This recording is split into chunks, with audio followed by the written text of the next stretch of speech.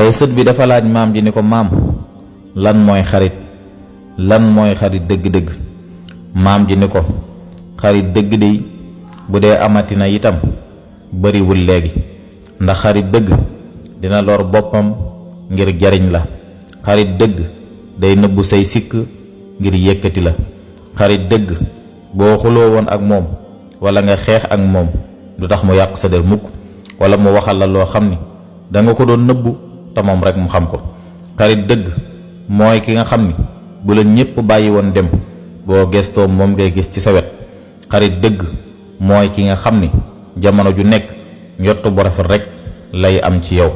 lu mel nii nag ngir mu daje ci nit léeg-léeg dina jafe lool, moo tax ki nga naan sa xarit la nanga ko natt bu baax ba xam ndax jikko yii ñu wax yaa ngi koy gis ci moom.